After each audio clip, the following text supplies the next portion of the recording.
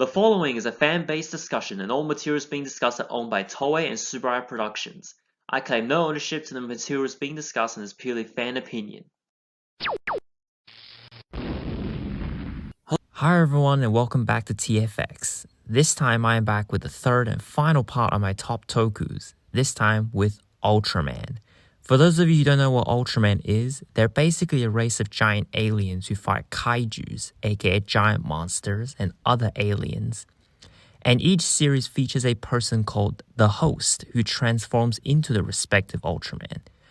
Ironically enough, even though this is the last one I'm doing as part of my top Tokus, Ultraman was actually the first tokusatsu franchise I was introduced to way back when I was a kid. Of course, I didn't know what tokusatsu was back then, but this was the first Toku franchise I've seen in my life as a die-hard Toku fan. So without further ado, let's get into it. As usual, first with honorable mentions. Now, I'm going to start off with a technical honorable mention. I say this is a technical honorable mention because as much as I did enjoy this show when I watched it, if I were to judge this show by itself, it honestly isn't that special. If you're wondering which Ultraman this is, here's a hint. This show doesn't have just one Ultraman. In fact, we have 3 from the get-go. Or should I say, a tri-squad. Ultraman Taiga. When I first watched Taiga, I did enjoy it quite a bit, mainly because of the unique ideas it incorporates with the dynamic between the 3 ultras and the human host, along with how their contrasting skill sets allow them to adapt to any situation. I also like the main villain, Ultraman Triggear, since he is different to a lot of your usual Ultraman villains. However, this show has a huge drawback, which is why this is a technical honorable mention, and it's that they don't explore the backstory of the 3 ultras at all in show. In fact, they're only exploring the voice dramas. Basically, with the voice drama included, Taiga's definitely worthy of being an honorable mention. Without it, however, it's quite mediocre. Enjoyable and quality, unfortunately, don't always go together. Now on to my actual first honorable mention. Just like with Taiga, I like this show for its unique ideas. The main antagonists in Ultraman are kaijus, but who says that all kaijus are evil? Where there are evil kaijus, there are also good kaijus out there. Hence, why not have a show where the Ultra's objective is to protect kaijus, who are good, of course. That's right, my first honorable mention is Ultraman Cosmos. I love how Cosmos is much more of a pacifist compared to a lot of other Ultras, along with the fact that the final villain isn't killed, like how a lot of final villains are. As such, I also like the way that he has 2 forms from the get-go. And each form has a unique fighting style, so he can change the way he fights according to the situation. Overall, it's just nice to watch a show where the Ultra deals with a kaiju using kindness rather than violence for quite a bit of it. The main problem, however, I have with this show is the length. This show is 65 episodes. You gotta know, Ultraman shows at the time are only around 50 episodes, while nowadays they're only around half as long as the shows in the past. On to my next honorable mention. This is one of the first Ultraman series I've seen back in the years. As for the show I'm talking about, the word dynamic would be a hint. My second honorable mention is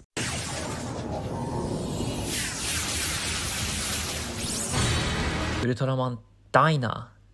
I found this show to be quite enjoyable when I first watched it, although this was mainly because I didn't have much idea of what I was watching. But even still, watching Dyna at my current age, I still quite enjoyed it. Even though quality-wise, it definitely isn't the best. I like the fight scenes in this show, especially the ones with Miracle Type. There wasn't an episode I straight up hated in this show, although there was something I wasn't a huge fan of, and that was the ending. Some parts of the ending I liked, while other parts felt underwhelming. Also, Dyna has one of my favorite Ultraman openings and endings, which is A+. The reason why this is not in my main list, I'll talk about later in the video, but Dyna I still think is a good show, just not one of my absolute favorites. Now, like I said before, Ultraman is a race of aliens who fight off kaijus and other aliens, but like they say, a lot of things also have exceptions to them. In this series, the Ultraman is basically a manifestation of the Earth's will, which is also pretty much stated in the show's name. Yup, my third and last honorable mention is Ultraman Gaia. I like how this show tackles a lot of the real life problems that we need and really should address, as the show is literally about saving the Earth. It tackles issues such as destruction of the environment at the hands of humanity, animals being driven to extinction, and how all this is driving the Earth on the pathway to destruction, as this show basically portrays the Earth as a living entity rather than simply a planet.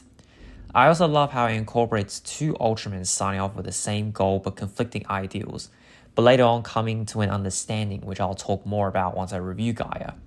But I love how this show is much more centered around the Earth rather than space. Also, this show had really peak action scenes. The main thing I didn't like about Gaia, which is why it's not in my main list, is because of one, the secondary Ultraman I found to be way better than the main hero, and two, there were certain parts of the story that I didn't like. There were also way too many characters. I still quite like Gaia though, it's still a pretty good show. Now onto my actual list of my top 5 favorite Ultraman seasons. For those who don't know, there's something in Japan called the Seiyun Award. Each of the 3 major tokusatsu franchises have earned it, with Deca Ranger for Super Sentai and Kuga for Kamen Rider. This show was the second and currently the last Ultraman show to win the Seiyun Award, so starting off with number 5, I have Ultraman Z. If I were to describe this show, I'll say high energy throughout, with the theme song one of the absolute best Ultraman opening themes ever, and our main character, especially when he transforms. I love the fight scenes, the fighting style that each of these forms adopt, and the show's story, along with the designs of the Ultraman suits. All of the characters were great, and the dynamics with each other were great, especially the dynamic between the main human protagonist and Ultraman Z. They're both funny and serious moments, like the characters are all likable and fun to watch. There were certain parts of the story that didn't really make much sense when I really think about it, but still, I loved Zed. It's a very fun show, and definitely worthy of the Seiyun Award. Just like with Tiger and Cosmos, this show I love for the unique and interesting ideas it incorporated, especially when compared to the 2 shows before this. Toku fans will know which Ultraman show I'm referring to, considering it ended not too long ago. My number 4 pick is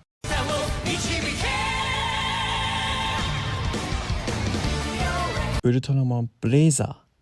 I love how this show is the first one that features the captain of the defense team as the host of the Ultra, because with other Ultraman shows, the host is usually either a member of the defense team or someone else, if the show doesn't feature a defense team.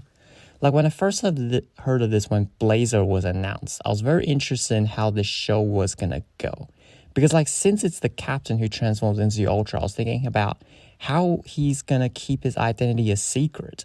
Even though Blazer is pretty much a caveman, seeing him and the host conflict with each other but later coming to an understanding was very good to watch. The characters were great and some of them were funny at the same time. Blazer is a very unique show, especially compared to the 2 that came before this, but this show is definitely worth the watch. Now, for those of you familiar with Ultraman, you would know that I've only mentioned shows from the Heisei and Reiwa eras, but I've not once mentioned any from the Showa era.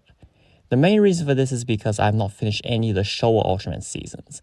Now, this show I'm about to talk about is sort of a Showa Ultra, or at least is set in the universe as the Showa Ultras. And this show also commemorated the 40th year anniversary of the Ultraman franchise as a whole. That's right, number 3 is Ultraman Mebius. Now for this season, I actually watched the Ultraman Mebius and Ultra Brothers movie first before I watched the show. Mebius really intrigued me at the time, mainly because of his design, though I didn't end up watching the show until years later. But man, was this show great. I love the friendship theme of this show, where the show focuses a lot on the friendship bond between the Ultra and his human allies. Friendship is always a good theme for a Toku show. This is one of the reasons why I liked Kamen Rider Fourze as much as I do, even though Fourze does have issues with its story. This show has one of the most emotional endings in Ultraman and really Toku as a whole, which is not surprising considering the theme is friendship. I also love the anniversary aspects of this show, such as the previous show Ultras coming back, along with the previous kaijus and aliens. Mebius is one of the later Heisei Ultraman that I've watched, but it is a great show. Like with a good number of Ultraman shows I've mentioned, I like them for their unique ideas and concepts. This next one is unique pretty much throughout, although this one has a unique tone. This show is much more darker compared to pretty much every other Ultraman show there are.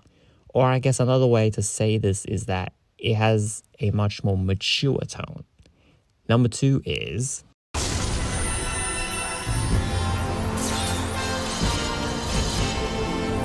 Ultraman Nexus. Nexus is extremely different to your typical Ultraman show, as one it features death in a much more graphic way than how deaths in Ultraman are usually portrayed. Nexus was one of the last Heisei Ultra shows I've watched. It's not the last, since there's still Max, which I haven't seen at all.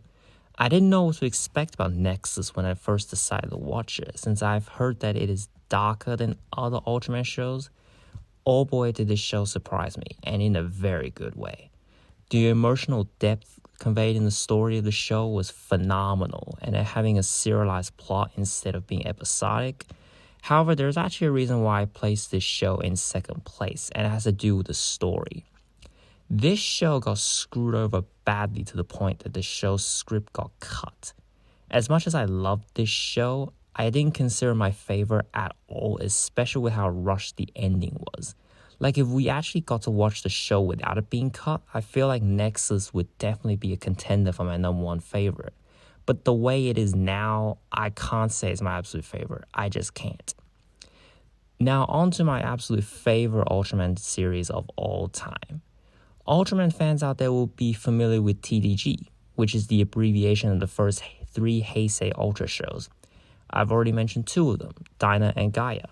I can pretty much describe this show using one word, iconic. This show was the very first Ultraman I watched, and I am sure a lot of you won't be surprised by my choice. My number one favorite.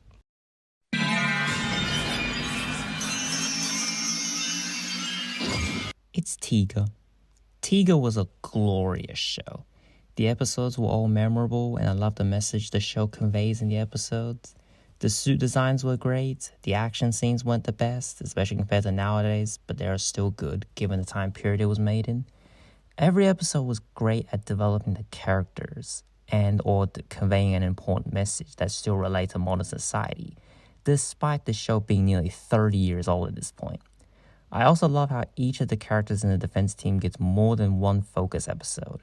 Yeah, this show is episodic like a lot of Ultraman shows are, especially back in the days, but the lack of unlikable episodes and characters make this my undisputed favorite Ultraman show of all time. This probably won't change even after I finish off the shows I haven't seen or completely watched from start to finish. Now back to why I said Dyna isn't in my main list, and here's why.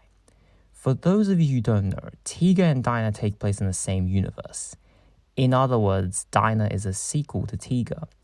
This is the big reason why Dyna is not in my top 5s, because as much as there are things that Dyna do better than Tiga, such as the theme song for example, Dyna overall just doesn't compare to Tiga, at least in my opinion, with the episodes and the characters, especially with the characters. Like, I first watched these 2 shows at around the same time, and the tone shift between these 2 shows was surprising in not really a good way. Both are definitely good shows in my opinion, however, it's just that I hold Tiga in a much higher regard than Dyna. Now that concludes my list for my favorite Ultraman shows. Next time on TFX, join me as I'll be doing my first Ultraman review on this channel. Just like with Comrade Akuga, where I started off in the Heisei era, I'm doing the same with Ultraman. So join me next time as I will be reviewing Ultraman Tiga. Stay tuned and don't forget to subscribe, like, and comment what your favorite Ultraman are. Bye everybody.